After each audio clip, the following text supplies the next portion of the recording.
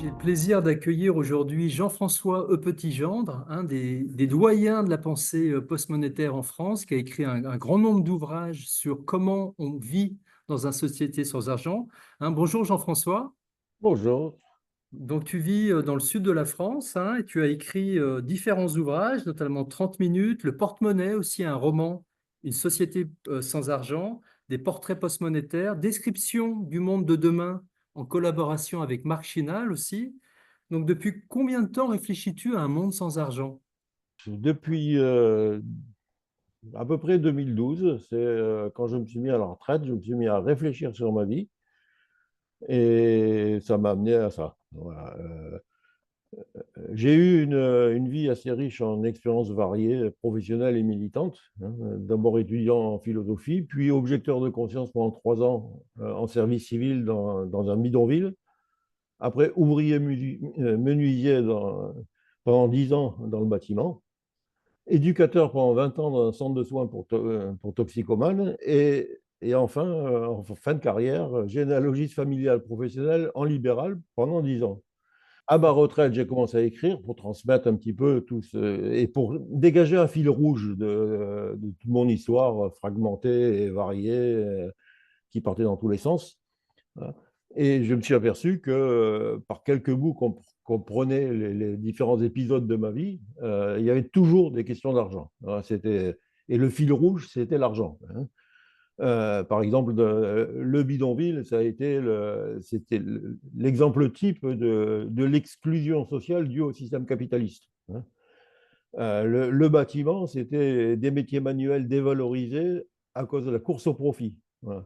Le centre de post-cure, c'était des toxicomanes brisés par une société malade, un système sanitaire perverti complètement par la marchandisation via les,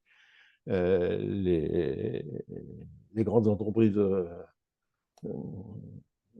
les grandes entreprises de pharmacie. La généalogie, je rencontrais partout des histoires de familles du Moyen Âge jusqu'à nos jours qui étaient impactées par l'argent. Et tout le temps des combats écologiques, sociopolitiques, euh, complètement contraints par une démocratie représentative instaurée en 89 là, avec ce fameux Abbé Elias qui nous a, le révolutionnaire qui a décidé que la France ne, enfin, qu'il fallait que les Français élisent des représentants, sinon elle serait en démocratie ce qu'elle ne saurait être. Donc depuis 1789, on nous dit que, on nous parle de démocratie et on n'y a jamais été parce que la France ne saurait être démocratique dès le départ. Voilà. Voilà, d'ailleurs, Et, pour citer quelques passages de ton ouvrage Description du monde de demain, tu dis: La dégradation de notre environnement nous presse d'inventer autre chose.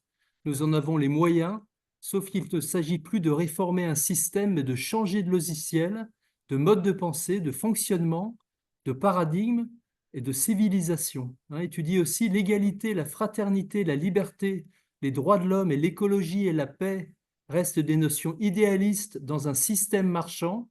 Elles seraient atteignables dans un système d'accès, pour te citer dans l'un de tes ouvrages. Alors pourquoi, Jean-François, donc je reprends la suite de questions que je pose à tous dans mes interviews, pourquoi changer de modèle économique rapidement? ben, je pense, c'est ma position, tout le monde n'a pas cette position-là parmi les postes monétaires, mais ma position, c'est que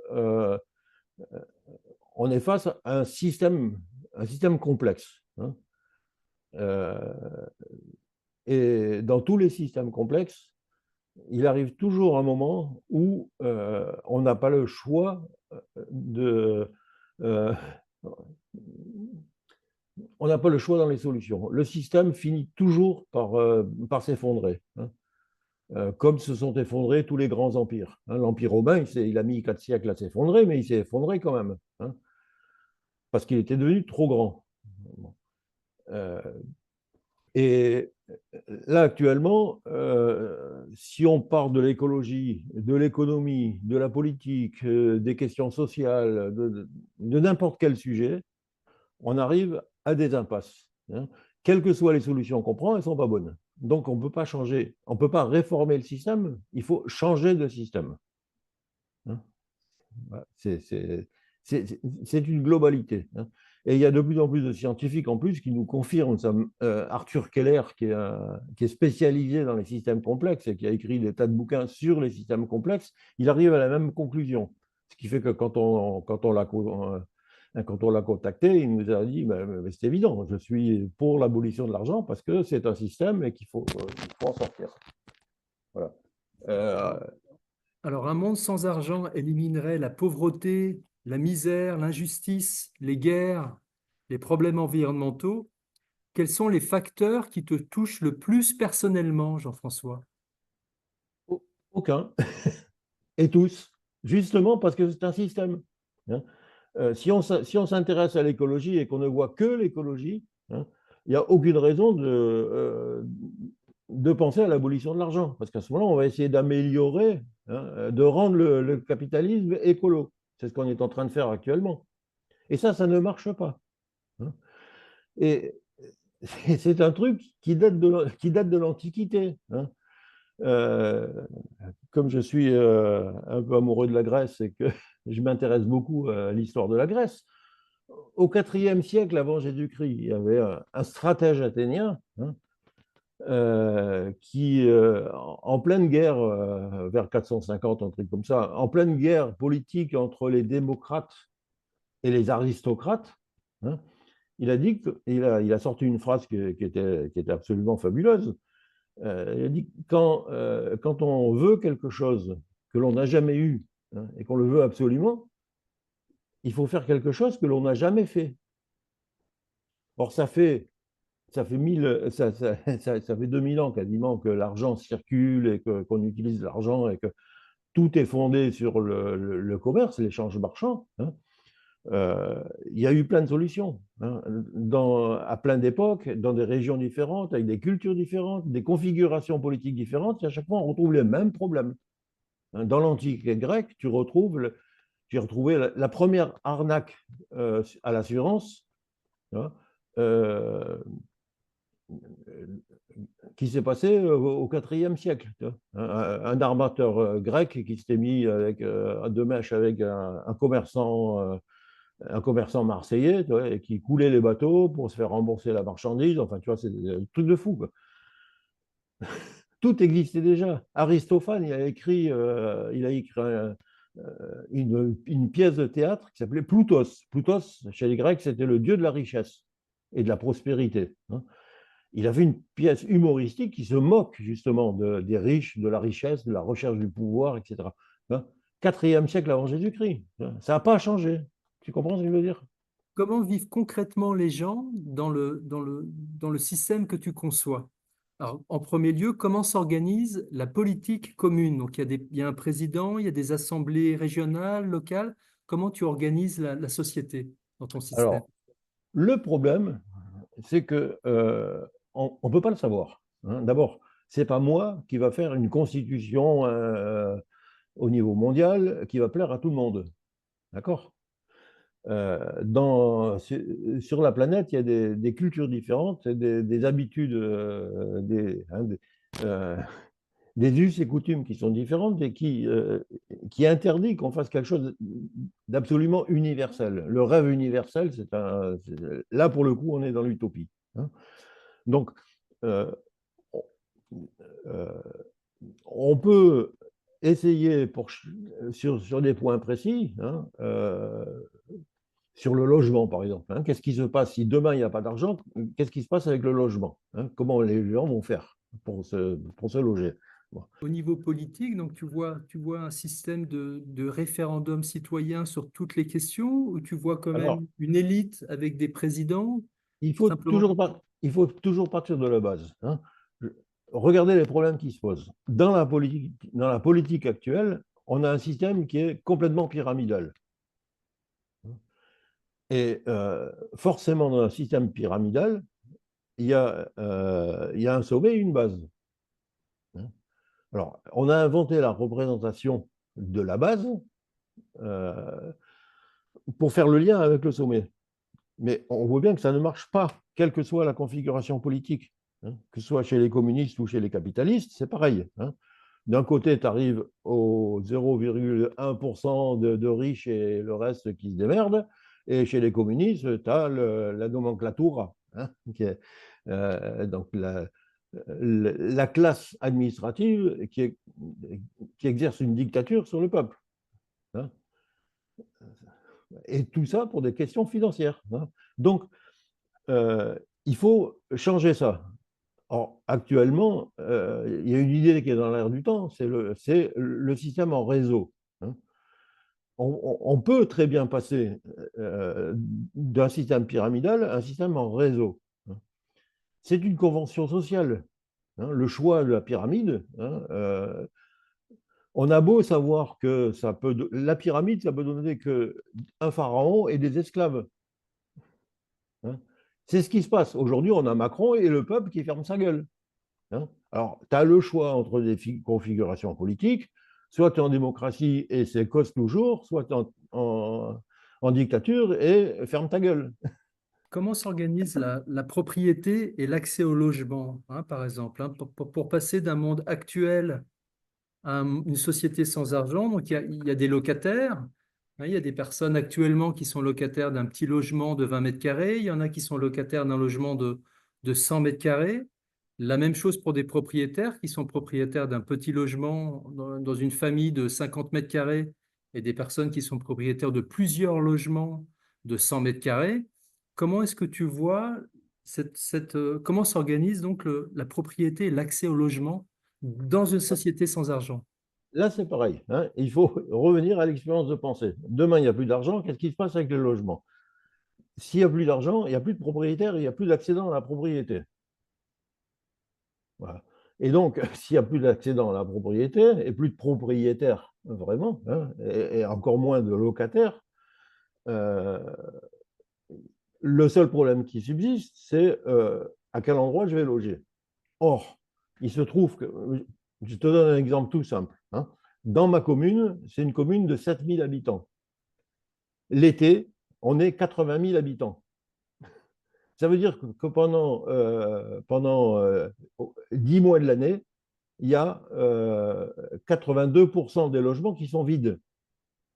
Sans compter les logements magnifiques avec les yachts qui sont dans le port, parce qu'on a un port de plaisance qui est le plus grand d'Europe. Rien que dans le port, tu peux loger quelques milliers de personnes. Or, dans la même ville, il y a des SDF. C'est un truc de fou. Pour se loger, ça coûte une fortune pour se loger dans ma commune, parce que le tourisme fait monter les prix, hein. Et, alors qu'il y a plein de logements vides. Si demain, il n'y a plus d'argent, qu'est-ce que tu veux? Les propriétaires qui ont 2 appartements, hein, qui ont acheté pour relouer, ça ne leur rapporte rien. Le deuxième appartement, voire le troisième, le quatrième ou le cinquième, c'est des emmerdements sans argent. Ils n'ont aucun intérêt. Donc, qu'est-ce qu'ils vont faire? Ils vont l'abandonner.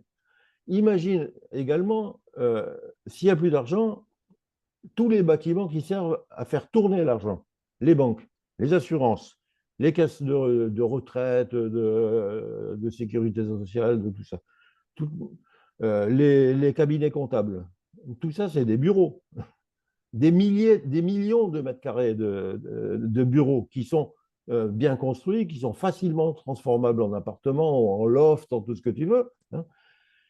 On a 2 fois plus de logements qu'on a de besoin de se loger. Donc, toutes les passoires, toutes les maisons pourries, là, les passoires qu'on a construites euh, à bas prix, hein, pour soi-disant faire du logement social, hein, tout ça, on a plus besoin, puisqu'on a ces bâtiments qui ne servent plus à rien. Le problème, il est résolu.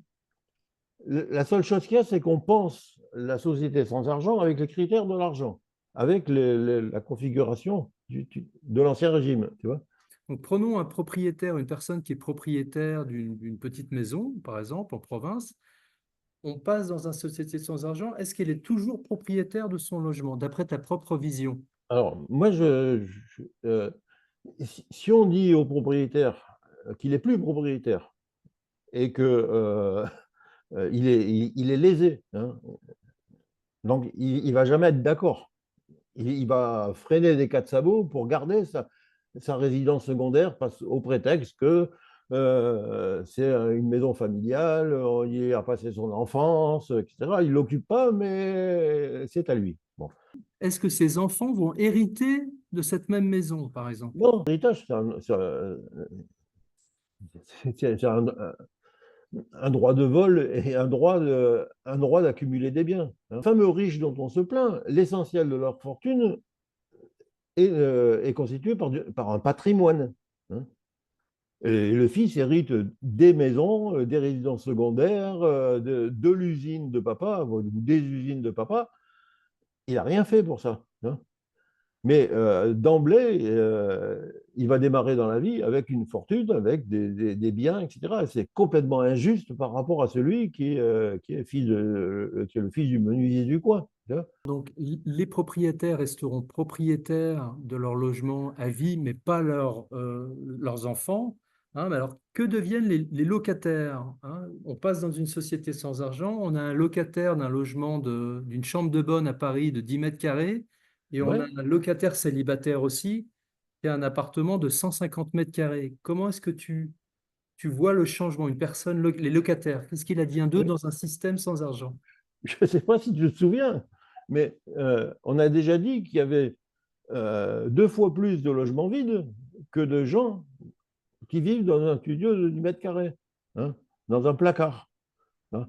Et donc, celui qui vit dans un placard, il va vite aller à la caisse euh,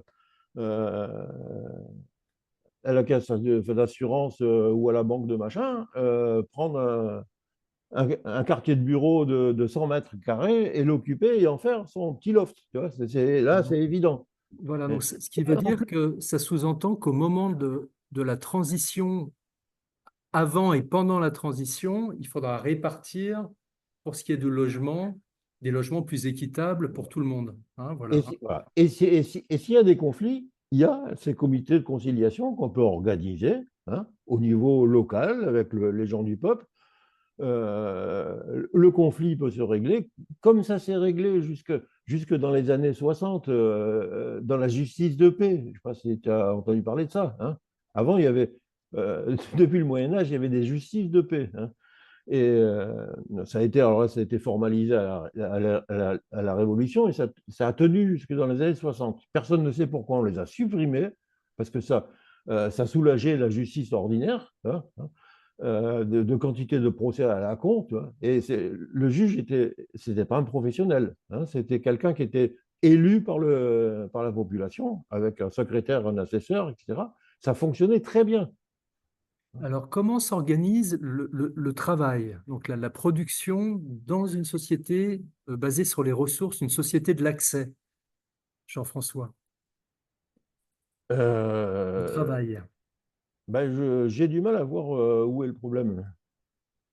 Parce que les gens aiment leur travail. Et quand ils n'aiment pas leur travail, ben, qui travaillent quand même parce qu'ils sont obligés, parce qu'il faut bouffer, hein, parce qu'il faut payer l'appartement, le chauffage, la nourriture, les enfants, etc. Euh, il rame, il en souffre, hein, il fait un burn-out de temps en temps, hein, mais il est obligé de bosser. Hein. Là, s'il n'y a plus d'argent, les gens auront la possibilité de choisir le travail qu'ils veulent faire. Ils pourront en changer quand ils veulent. Hein. Donc, ils vont choisir leurs activités. Donc, ça va être bien mieux fait, parce que tant qu'à faire, hein, puisque c'est bénévole, ça marchera très bien. Hein. Euh, et puis, ça peut s'organiser. Hein. Il y a des quantités de sociétés où il y a un pont à faire à travers un ravin, au milieu de la brousse. Il y a 2 communautés qui aimeraient bien de temps en temps se rencontrer et qui sont obligés de faire des kilomètres d'un côté de la rivière pour aller à Gué, redescendre de l'autre côté. Enfin, c'est très compliqué. On fait un pont, on prend les matériaux du coin, hein, tout le monde s'y met et ça marche. Alors je sais, tu vas me dire, oui, mais il y a des travaux salissants, dégradants, les égoutiers, qui c'est qui va vouloir faire ça? Hein. Eh ben moi, je dis, il n'y a aucun problème et je l'ai expérimenté. Je te raconte une toute petite histoire très courte. Dans mon centre de post-cure avec mes toxicomanes, on faisait 30 à 40 repas par jour, hein, parce que pour les éducateurs et les accueillis. De temps en temps, il y avait le bac à graisse de la cuisine qui était plein.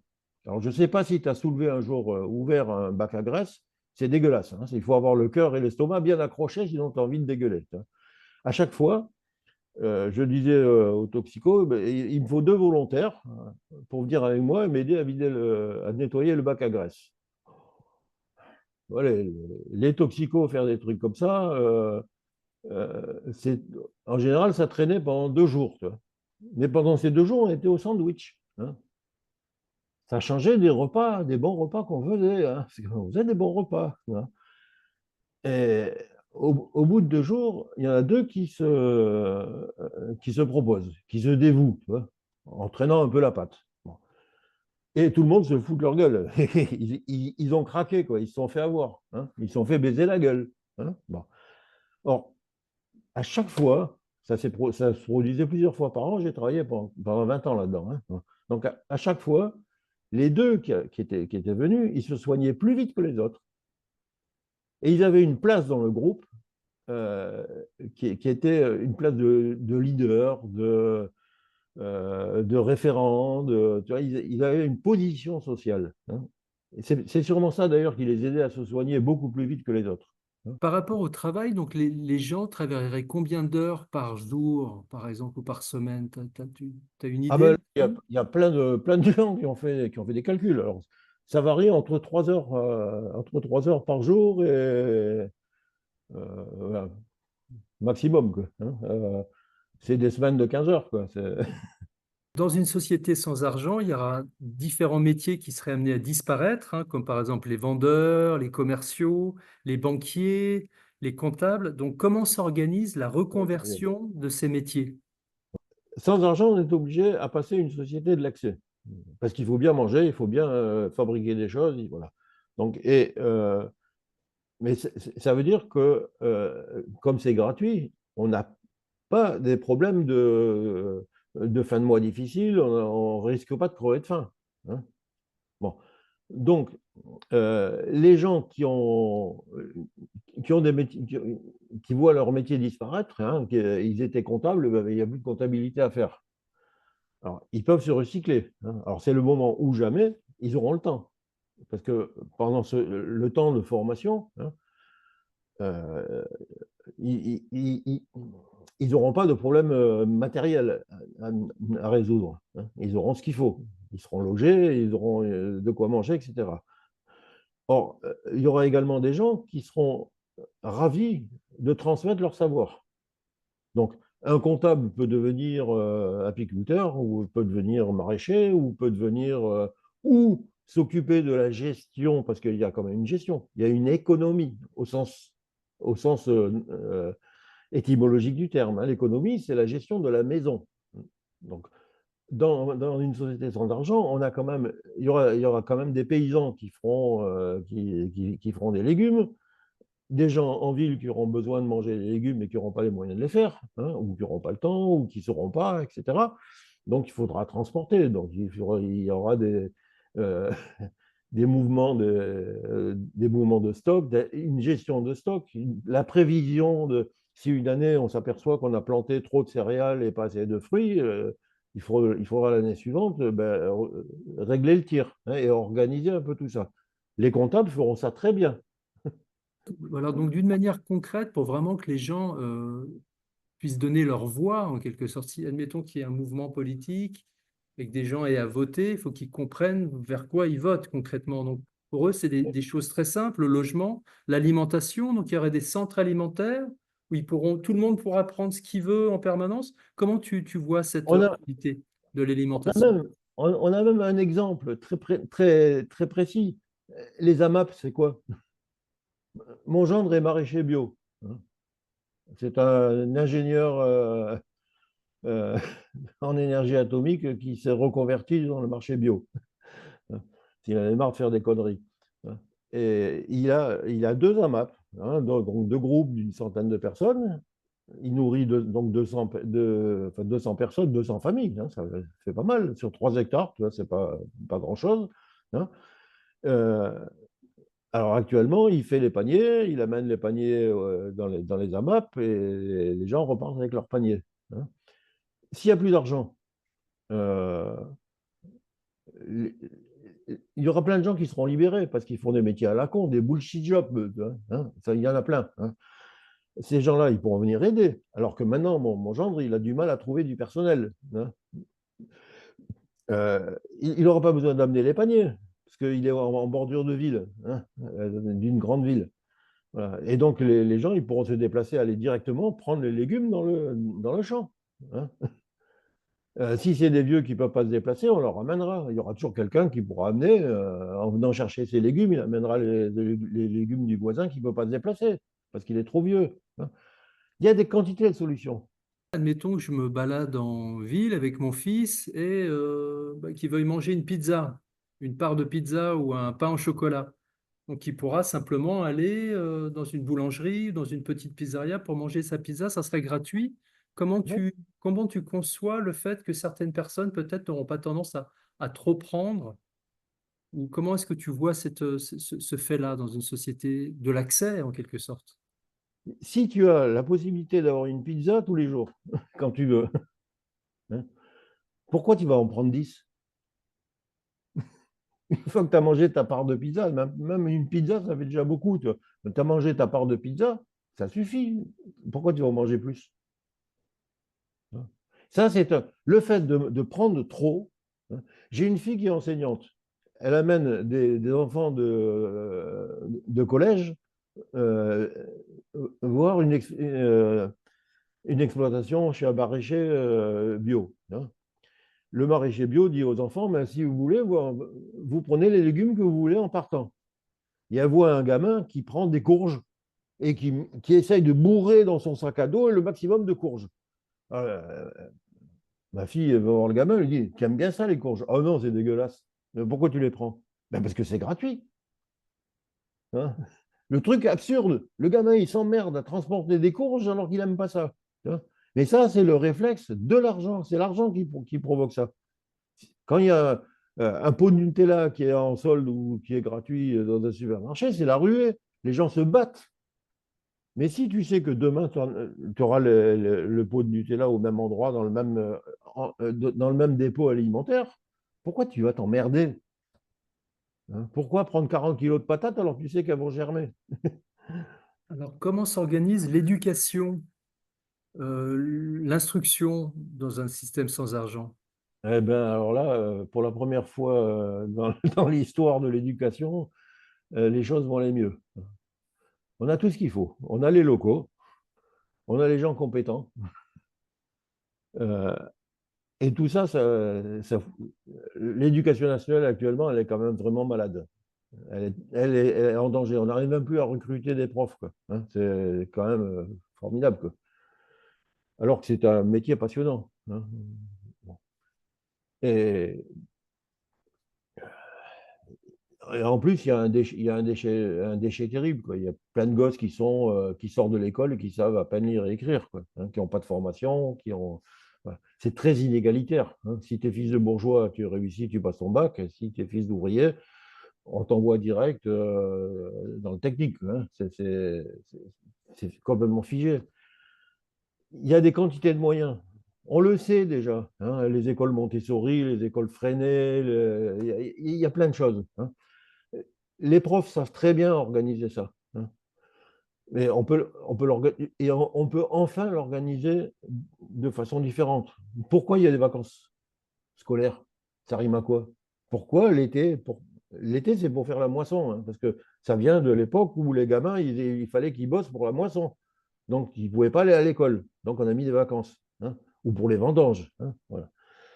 Euh, les, euh, les on peut ouvrir l'école en plus à tout le monde. Pourquoi c'est les enfants de tel âge à tel âge? C'est absurde quand il y a un gamin qui arrive d'un pays étranger, qui arrive dans un collège, il est nul en français, il ne sait pas parler français. Mais il est en troisième, il ne comprend rien du tout, hein. Par contre, dans les cours d'anglais, il est le premier. Il parle couramment. C'est sa langue maternelle, hein. Pourquoi il ne peut pas retourner en primaire pour le français et passer son bac français en anglais. Tu vois ce que je veux dire? Tu vois, on peut complètement, s'il n'y a plus d'argent, s'il n'y a plus des questions de budget, on peut complètement transformer tout ça et l'assouplir, le personnaliser. C'est Alors, comment, un chantier formidable. Mhm. Comment s'organisent les transports dans un système? Les gens ont tous une voiture qui fonctionnera au pétrole? Comment tu vois les choses? Ah, moi, je vois euh, d'abord des transports en commun qui sont genre tram, ou autobus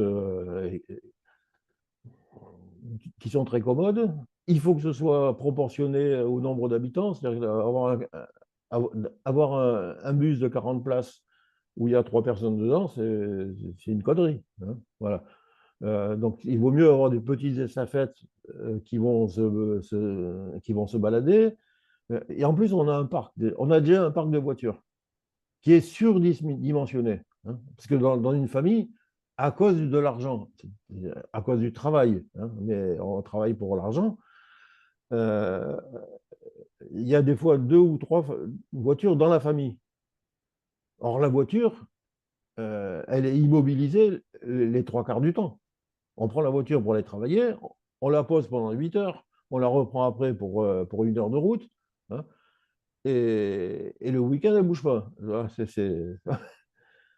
C'est un truc de fou. Si Donc on les gens pourront si se on mutualise, prêter, voilà. il y aurait des échanges de Voilà, voitures. j'imagine un garage de voitures. Tu as besoin d'une voiture, tu vas prendre une voiture, hein, tu la reposes dans un autre garage, hein. Il y a des mécaniciens qui, par plaisir, ils aiment ça, hein, qui se régalent à faire de la. Je connais plein de retraités. Hier, j'ai rencontré un retraité qui est fanatique de mécanique, alors qu'il était pharmacien, parce que papa était pharmacien, il a bien été obligé de reprendre la pharmacie paternelle, tu vois. Donc, il rêvait de mécanique, mais il est devenu pharmacien. Maintenant qu'il est à la retraite, il récupère des vieilles voitures, il les remonte, il refait tout à la main. Il fait des trucs formidables, tu vois, et il se régale, tu vois. Donc, on fait des garages, hein, et tu as besoin d'une voiture, tu la prends. Tu n'as plus besoin, tu la poses. Donc, le parc de voitures, il se réduit, il est divisé par 10, hein. Et en plus, sans argent, hein, on peut fabriquer des voitures. Si on prend le meilleur de chaque marque de voiture, hein, le meilleur en termes d'efficacité, de rentabilité, d'écologie également, c'est la voiture qui est le moins coûteuse écologiquement parlant, hein, on fait un modèle, hein. Enfin, alors un modèle de citadine, un modèle de routière, un modèle de camion, etc. Et il n'y a plus de brevets puisqu'il n'y a plus d'argent. Ça sert à quoi les brevets s'il n'y a pas d'argent, hein? Donc tout le monde peut avoir accès au modèle qui est parfait à un instant T, tu vois, et fabriquer très facilement des voitures, hein. Et donc la voiture, elle ne vaut plus rien. Et elle dure sur 500 000 km et non pas 180 000 km comme maintenant, hein. À chaque fois que tu creuses un petit peu, tu te dis, putain, c'est pas vrai, on s'emmerde la vie avec l'argent, alors que sans, ça marcherait beaucoup mieux. Ça ouvre des quantités d'horizons. Et je peux faire ça pour tout, pour la justice, la police, l'éducation, la santé. Alors la santé, n'en parlons pas, quoi. C'est- Alors quels sont les points faibles de ton système, les points qui te semblent difficiles, Ah, qui pêchent dans un il y en système a, sans argent? il y a un gros problème. Un gros problème, c'est un problème mental. Une société sans argent, ce n'est pas un problème technique, hein. Tu vois, depuis le début, là, on parle de problème technique. Tu me demandes comment ça va se faire. Le problème, c'est pas comment. Le problème, c'est euh, le problème, c'est pourquoi, hein. C'est pourquoi on a inventé une convention sociale, hein, l'argent, l'échange marchand, on l'a naturalisé, hein, et à partir de là, on a dit c'est le modèle unique. On ne peut pas sortir de ça, parce que ça a toujours été fait, ce qui est faux, hein. Et on trouve des quantités d'arguments à la con, du genre c'est la nature humaine,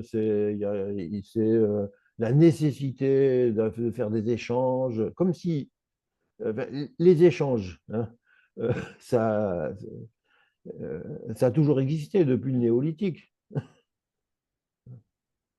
Depuis le néolithique, on échange des choses. Il y a des produits qui circulent. Il y avait déjà une industrie au néolithique. Les pierres taillées, ce n'était pas tout le monde qui faisait les pierres taillées, hein. Euh, Ça marchait très bien. Un beau jour, on a décidé que l'argent, c'était commode. C'est vrai que ça a un côté très commode, mais ça fout la merde, hein. Mais le problème, c'est d'arriver mentalement à se dire que ce n'est pas un phénomène naturel, l'argent, c'est une convention sociale. Et en tant que convention sociale, ça peut se changer, hein. C'est juste un contrat. Un contrat, ça se déchire, t'en fais un autre. On a vu un petit peu pourquoi une société sans argent par rapport à la misère, à l'injustice, comment une société sans argent peut s'organiser. Et alors maintenant, donc, le troisième aspect, c'est comment y parvenir. Hein, donc, comment conçois-tu la transition du monde actuel vers une société sans argent? On y est déjà. L'histoire de l'humanité, c'est une suite de périodes. Tu vois, je te parlais du néolithique, hein. Il y a le néolithique, il y a la période du fer, comme on dit, il y a l'Antiquité, il y a le Moyen Âge. Nous, on est dans l'époque moderne, hein. Une période, c'est des périodes, hein. Les périodes en grec, c'est un espace qui est limité, hein. Il y a une parenthèse d'un côté, une parenthèse de l'autre, hein.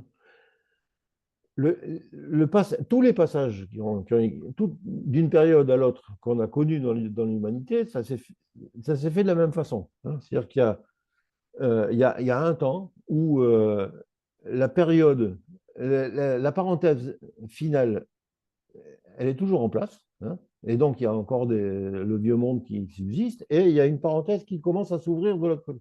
Ça se chevauche, tu vois. Il y a deux parenthèses qui sont dans le mauvais sens, tu vois.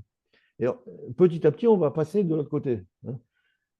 C'est quasiment, euh, c'est quasiment mécanique, hein. La parenthèse euh,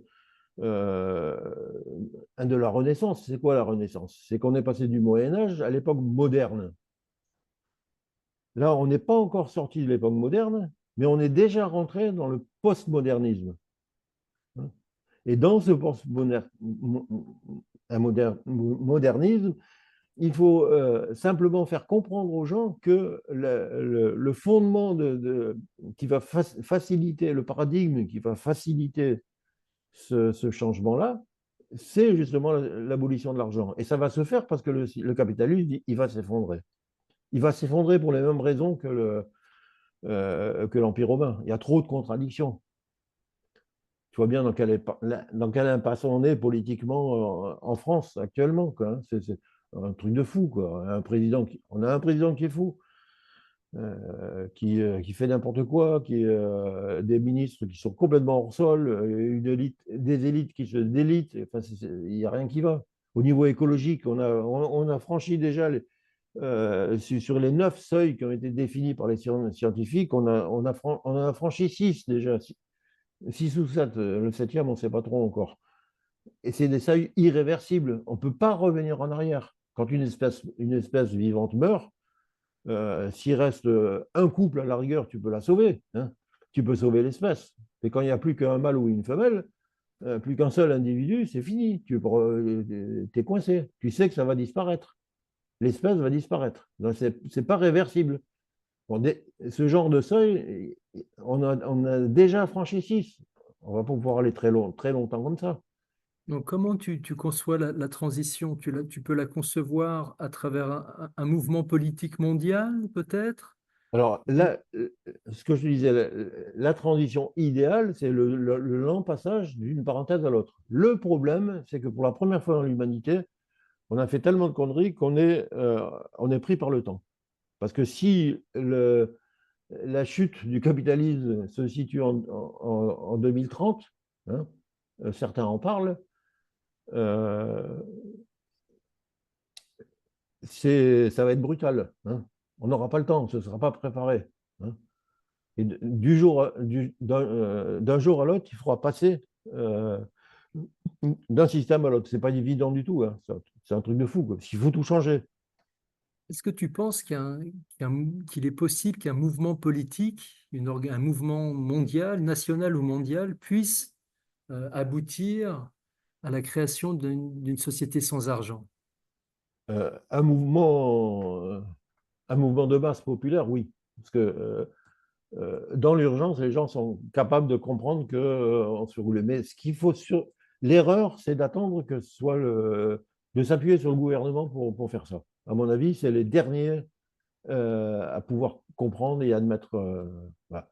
Ils ont trop été formatés dans ce système-là. Hein. Tu demandes à n'importe quel politique qu'est-ce qu'il pense d'une société sans argent, il te regarde avec des grands yeux, il dit mais vous êtes fou, monsieur. Hein. C'est pas possible. Frédéric Lordon, il a écrit un bouquin, Vivre sans.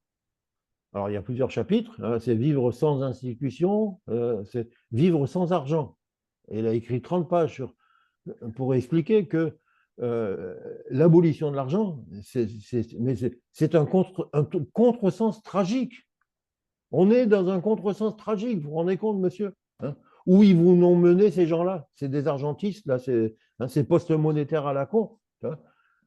Et tu dis, mais Frédéric Lordon, c'est un type qui est hyper cultivé, qui a des connaissances historiques, littéraires, là, il est coincé. C'est trop compliqué. Ça l'obligerait à changer, euh, à changer 40 ans de recherche, de travail, de méditation. C'est trop lui demander. Il ne peut pas comprendre. J'ai essayé de le joindre, de lui expliquer.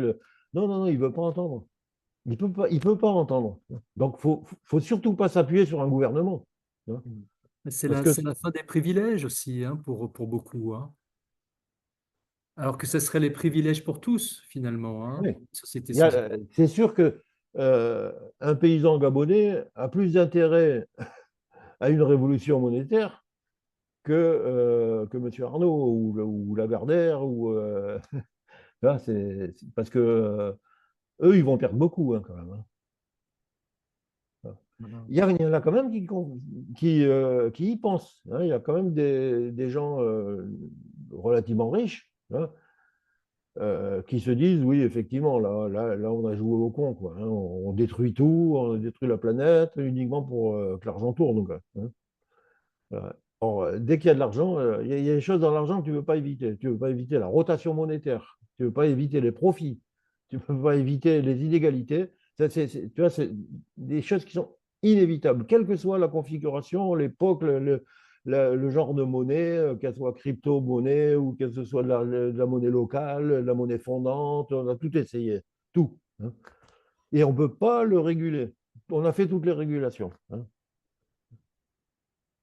Toutes les régulations possibles, elles ont été inventées. Voilà, bah Jean-François, je te remercie beaucoup pour cette interview, hein, très intéressante.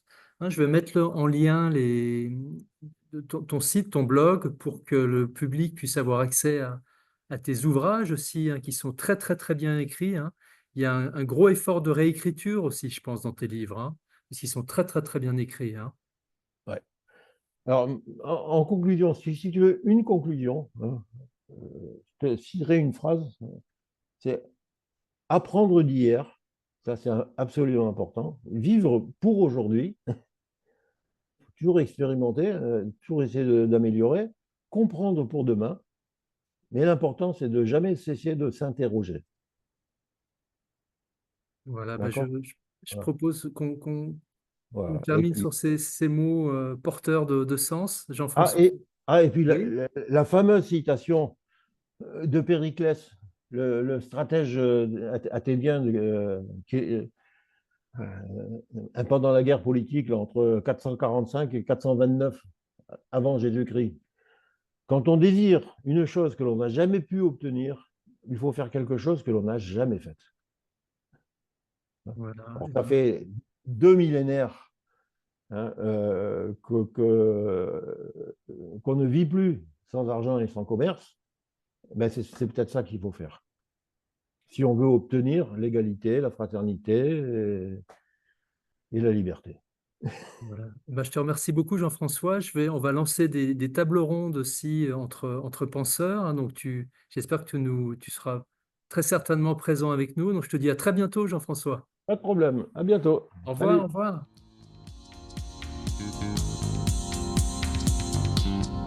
J'ai longtemps rêvé d'une terre où il n'y aurait plus de guerre.